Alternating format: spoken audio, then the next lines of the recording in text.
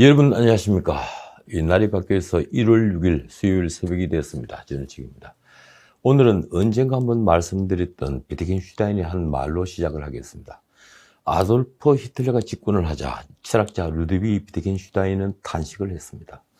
한 국가의 정보가 깡패들이 손에 들어간다고 생각을 해보라. 암흑시대가 다시 닥쳐오고 있다. 나는 사람들이 마녀처럼 산채로 화형당한다 해도 놀라지 않을 것이다. 그 말은 결국 현실이 됐죠. 요즘 이 말을 자주 떠올립니다. 비트겐슈타인은 히틀러의 나치를 깡패에 비유했지만 그 깡패보다 더 무서운 것이 지성인으로 위장한 지적 사기꾼들입니다. 아무런 국가에 대한 비전도 없이 그들은 자신들의 이익을 쫓아 국가 정책을 결정합니다. 나치든 요즘의 지적 사기꾼이든 공통점이 하나 있다면 다수인 빈자의 대중에 의존하면서 그 다수 대중을 끊임없이 한쪽으로 몰아간다는 것이죠. 포퓰리즘과 좌파 파시즘이 결합했다고나 할까요? 어제 조선일보 헤드라인은 그래서 많은 것을 시사합니다. 개미들 황소걸음 2,900까지 뚫었다. 이 불스 장세라고 그랬죠, 미국에서. 그런데 우리도 황소 장세인가요? 우리 증권시장에서 이른바 동학개미라고 불리는 개인 투자자들의 주식 매수 일풍으로 코스피가 사상 최초로 2,900선을 돌파하고 시가총액이 2,029조까지 불어났습니다. 기관과 외국인의 매도 물량을 개미들이 고스란히 받아냈습니다. 우리 기업들의 실적과 우리 경제의 펀더멘탈이 좋아진 것일까요? 전혀 아닙니다. 반도체와 몇 개 IT 기업들, 은택주라고 불리는 주식들을 제외하면 작년 실적은 모조리 나빠졌습니다. 그런데도 개미들의 폭풍 매수 일풍은 멈추지 않습니다. 유동성이 그만큼 풍부해진 것입니다. 2019년 말 가계 부채가 사상 최고로 1,600조를 넘어 우리 경제의 뇌관이 되었다며 걱정들이 많았는데 작년 9월 말 1,682조 천억입니다. 한국은행은 금융안정보고서를 표현했는데 그걸 보면 작년 9월 말 기준 가계 부채는 훨씬 더 많은 1,940조 6천억으로 GDP 1,918조 8천억을 넘었었습니다.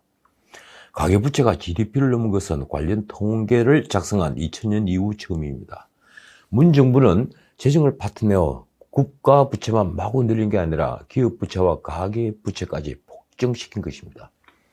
우리가 IMF 사태를 맞았을 때 이를 이겨낸 것은 그 당시 국가 부채는 200조가 채 안 되었으며 가계 부채는 50조도 안 된 아주 튼튼한 경제 체력이 있었기 때문입니다. 그래서 흑자부도라고 그랬죠. 그런데 지금은 그렇지 않습니다. 이 빚이 없는 중산층을 발견하기 어려울 정도로 온 국민이 빚쟁이가 되어 있습니다. 문자 그대로 버블이죠. 파이낸셜 타임즈 수석평론가 마틴 울프는 디플레이션 리스크를 줄이려면 중앙은행이 돈을 더 찌고 빚을 줄이면 된다고 역설했습니다. 그래서 버블이 붕괴되면 어떤 일이 벌어질까요? 그건 어느 경제학자도 예측하지 못합니다. 그런데 어제 우리 주식시장은 다시 7거래일째 폭등했습니다. 그것도 1.57%나 폭등을 해서 2990.57을 기록했습니다. 누구는 꿈의 3000시대가 다가왔다고 합니다. 아마 문 대통령이 가장 흥분했겠죠. 솔직히 지금 이 주식시장이 문 정부에 대한 지지의 바탕 중에 하나가 되고 있습니다. 문 대통령도 작년 말 수석 보좌관 회의에서 주가를 자랑스럽게 언급했습니다. 주가 상승세도 경제의 희망을 보여주는 객관적 지표다. 코스피와 코스닥 모두 사상 최고치를 기록하고 있고 주가 3000시대 개막에 대한 희망적 전망까지 나온다. 그렇습니다. 주가 3000시대의 희망이 문 정부의 든든한 버팀목이 되고 있습니다. 그 3000이 정말 실제 경제에 바탕을 두었다면 얼마나 좋겠습니까? 경제가 이처럼 폭망하는데도 주식 버블은 차기 대선에서 여당의 정권 재창출에 큰 역할을 할지도 모르겠습니다. 과연 그런 일이 벌어질까요? 하긴 주식이 올라 모두가 부자가 되는 건 좋은 일이죠. 그러나 주식시장만큼 냉정한 곳은 없습니다. 유동성을 이대로 둘 수도 없습니다. 그러면 반드시 주식 가격은 실질을 쫓아갑니다.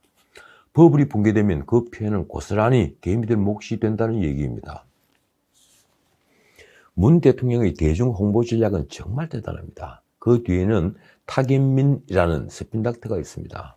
그는 엄청난 홍보 기술을 가지고 있습니다만 그게 독이 되곤 합니다. 예를 들자면 작년 12월 당시 김현미 국토부 장관과 변창흠 장관 후보자를 대동하고 동탄의 LH 공공임대아파트를 찾아간 행사가 그것입니다.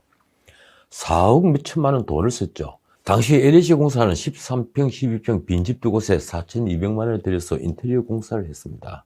그 빈집에 문 대통령은 김현미, 변창훈과 신발을 신은 채 들어가서, 그러니까 구두발로 들어가서 의자에 앉아 담소를 나누었습니다. 아이 둘을 키워도 되겠다는 문답도 나눴습니다. 아늑하다고도 했습니다. 대통령이 공공임대주택을 찾아가 그곳에 사는 주민들과 그런 얘기를 나누었다면 어땠을까요? 물론 원하는 답은 돌아오지 않았겠지만 대통령의 진정성은 보였을 겁니다. 그러나 그날 행사는 어디까지나 보여주기식 쇼에 불과했습니다.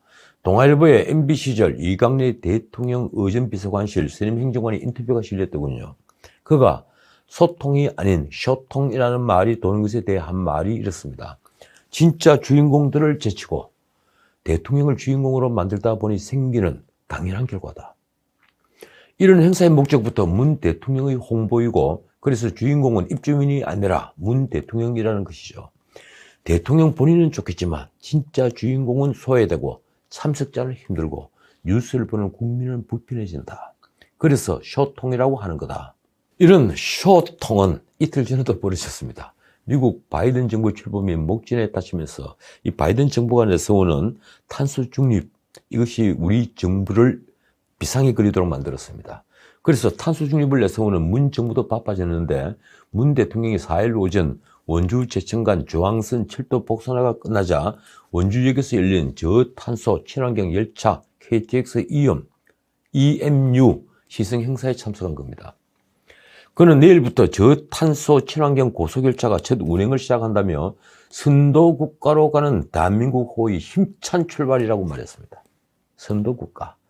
그러고 보니 문 대통령은 선도국가라는 말을 너무 좋아하는 것 같습니다. 방역부터 말입니다. 문 대통령 말을 듣고 있으면 방역부터 저탄소까지 모든 것을 선도하는 나라가 된 것만 같습니다. 그는 올해를 저탄소 친환경 열차 보급 원년으로 삼겠다며 국내 모든 새마을호와 무궁화호 등 디젤 기관차를 전기로 움직이는 KTX로 바꾸겠다고 했습니다. 2025년까지 70조 원 이상을 투자해 전국을 2시간 안에 연결하겠다고도 했습니다. 꿈의 시대가 오는 겁니까? 도대체 그 돈은 다 어디서 나오는 것일까요? 그러는 한편 서울 부산시장 보궐선거가 눈앞에 닥치자 다시 금권 선거가 고개를 쳐들려 하고 있습니다. 다 아시다시피 지난 총선 직전 뿌린 돌봄수당은 30, 40대가 민주당을 지지하는데 큰 힘이 됐죠. 그뿐이 아니었죠. 선거 직전 전 국민에게 재난지원금 지급을 확정 지으면서 표심의 향방에 결정적인 역할을 했습니다. 당시 황교안 야당 대표는 그게 민주당 카드인 줄을 번연히 알면서도 그 카드에 올라타고 말았습니다. 그런 금권 선거 유혹이 다시 시작된 것입니다. 민주당 지도부는 4일 전 국민 재난지원금 지급 카드를 다시 꺼내들었습니다.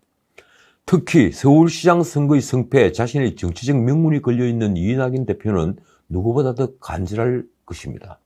이 대표가 4일 언론 인터뷰에서 한 말이 이렇습니다. 3차 재난지원금은 충분하다고 보이지 않는다. 경기 진작을 위해 전 국민 지원을 할 수 있다. 이를 중 집행하는 3차 재난지원금과 별개로 전 국민 대상 현금성 지원을 논의하겠다는 말입니다. 아시다시피 정부는 작년 말 9조 3천억 원 규모의 3차 재난지원금 예산을 편성했습니다. 이 예산이 채 집행되지도 않은 상황에서 이낙연이 전 국민 재난지원금을 또 꺼내든 것입니다. 과연 언제쯤 우리 정치는 이런 금권 선거, 더 나아가서 포퓰리즘의 유혹에서 벗어날 수 있을까요? 제가 보기엔 영원히 불가능합니다. 그런데 한편으로 경제 어두운 그림자는 계속 길어지고 있습니다. 파이낸셜 뉴스는 새해 벽두부터 재계 구조조정 한파가 몰아치고 있다고 보도했습니다. 경영 전망이 시계 제로인 상황 속에 잔뜩 움츠린 기업들이 장기 불확실성 대응을 위한 비용 절감과 몸집 줄이기에 집중하고 있다는 것이죠.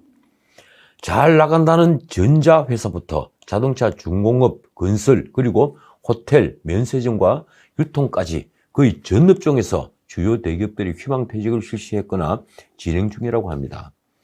삼성전자, LG전자, LG이노텍 같은 IT 기업 등과 이 르노, 삼성 같은 자동차 회사는 물론 삼성중공업, 현대엔지니어링, 현대건설 같은 이 건설 회사들, 그리고 호텔, 신라, 롯데, 하이마트 등 10여 곳 기업에 달한다고 합니다. 이들 중에는 20, 30대 사원, 그러니까 입사한 지 얼마 되지도 않은 사원은 물론 대리급 직원들까지 포함된 곳도 상당수라고 하는군요.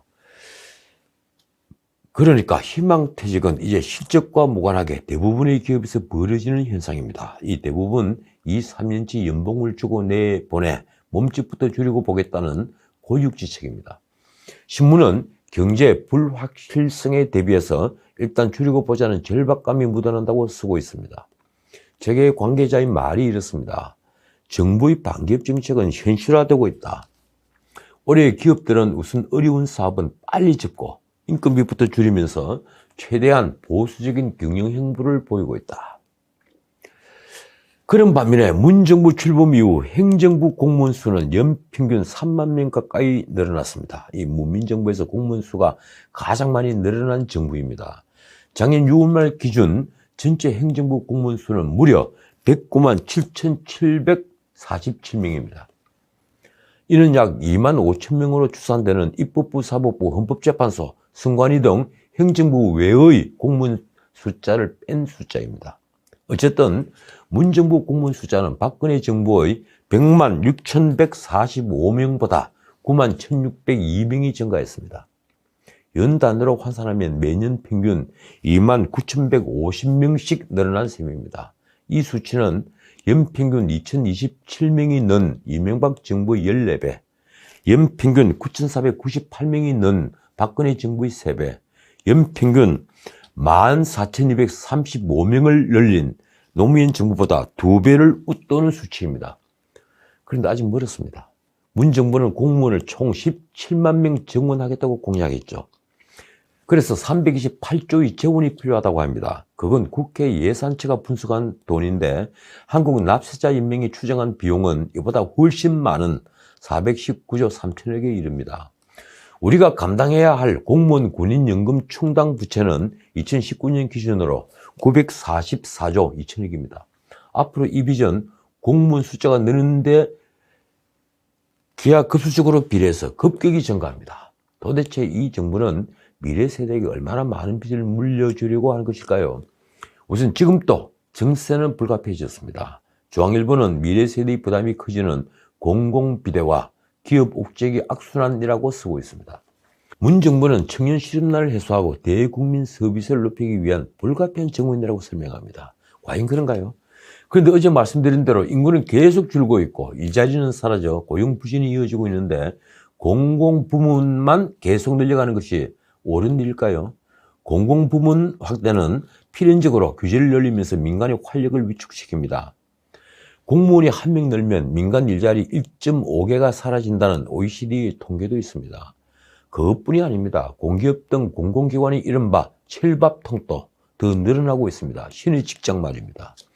339개 공공기관 임직원 정원은 작년 3분기 42만 3,148명으로 32만 8,480명의 2016년보다 무려 10만 명 가까이 늘어났습니다. 공공기관 신규 채용도 2018년, 2019년 2년 연속 3만 3천 명대로 늘었습니다. 그런데도 정부는 올해도 공공기관 신규 채용 규모를 확대하기로 했습니다. 누굴 위해서일까요? 반면 공공기관의 실적은 정반대입니다. 공공기관의 당기 순이익은 2016년 15조 4천억 원이었는데 2018년엔 7천억 원, 2019년 6천억 원으로 쪼그라들었습니다. 이 모든 것은 일자리 대통령을 자임한 문 대통령이 만들어내는 또 하나의 면피용 정책이라고 할까요? 공공기관이 이제 더 큰 국민이 부담이 될 모양입니다. 어제 방송 마지막에 말씀드린 이란이 우리 유조선을 납포한 사건의 후속 뉴스가 계속 나오고 있습니다. 우리 군은 유조선 억류 직후에 청해부대가 호르무즈 해협 인근 해역으로 출동했다고 했는데 그게 무슨 힘이 되겠습니까? 어떻든 문 정부는 대표단을 보내는 등 총력전에 들어갔습니다. 이 이란의 유조선 납포는 한국에 동결이 되어 있는 원유 수출 대금 지불을 압박하기 위한 것 아니냐 하는 분석이 제기됐는데 이란 측은 절대 아니라며 부인했다고 합니다. 그 돈은 도널드 트럼프가 지난 2018년 5월 이란과의 핵 합의에서 이미 탈퇴하고 대이란 제재를 복원하면서 묶어버린 돈입니다. 현재 이란은 약 7조 원 규모의 원유 수출 대금을 받지 못하고 있다는데 최근 그 자금으로 백신을 구매하려 했으나 미국 제재로 인해 거래가 늦어지고 있는 것으로 알려졌습니다. 그렇게 했죠. 인터넷 댓글엔 이런 문제에 선제적으로 대응하지 못한 외교부가 일을 키운 게 아니냐 하는 말까지 나왔습니다. 강경화 장관이 외교부 장관이 아니라 통일부 장관이라는 비아냥을 들은 것은 오래됐죠. 자, 오늘은 여기까지입니다. 안철수가 서울시장 보궐선거 전격 출마를 선언해서 뒷전으로 밀렸던 국민의힘에도 여기저기 출마 선언 소식이 들려왔습니다. 이틀 전엔 오세훈과 나경원이 만났더군요. 그런데 자세히 들여다보니 국민의힘의 서울시장 출마 희망자들은 하나같이 지난 총선에서 낙선한 이들입니다. 나경원, 오세훈, 김선동, 오신환, 이종구, 이혜원, 김건식. 여기에 조은희 수초구청장과 박춘희 전 송파구청장이 있더군요.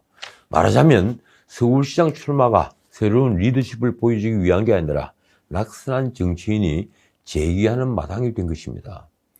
저분들 중에서는 정말 괜찮다고 보이는 정치인도 있습니다. 반면 이미지 정치나 하는 정치인도 있습니다. 그래서 지켜보는 이들은 답답하기만 합니다. 그러고 보니 지금 야당에 정말 필요한 것은 바로 인물입니다. 지금까지 전은책이었습니다.